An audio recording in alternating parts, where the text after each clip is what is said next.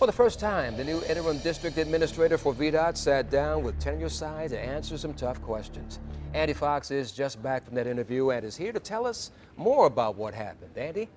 Yeah, this is only on 10. The new guy is interim district administrator Mike Estes, and he would not say much about the internal report due today on the pothole fiasco on 264 2 weeks ago today.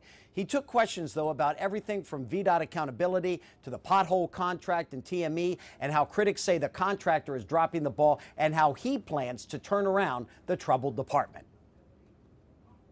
You know, we absolutely recognize that our customers are frustrated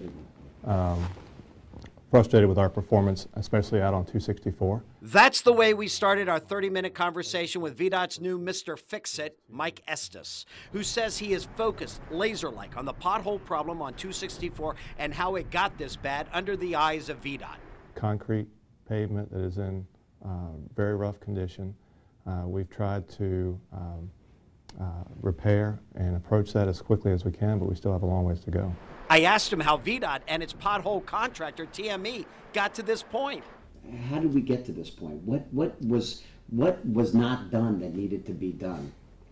Well, I will rely on the report that you're going to see, or that will be released, or will be completed by today, to answer that question, Andy. The VDOT commissioner wants on his desk an internal report by the end of business today on the failure of VDOT and TME to maintain the roads. I asked Estes about the TME contract and TME's failure to fix potholes and VDOT's failure to manage the contract. I just need more time to assess the situation. Well, if you don't mind my saying, I've noticed some things, and one of the problems seems to be the VDOT is not managing the contract properly to make sure TME is filling the potholes. Right.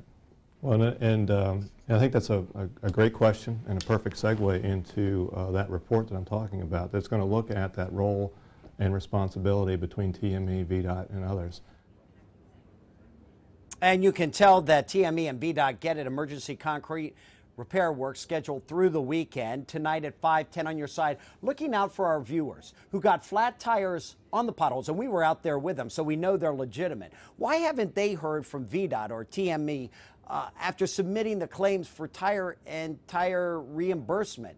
We'll have that part of the story tonight at 5. And Don, I've just been going through and logging the interview. We asked him a lot of questions about the TME contract, VDOT's failure to monitor the contract, road conditions, and how unacceptable they are. And he has to submit that they've got issues with this. And also, most importantly, accountability is with VDOT.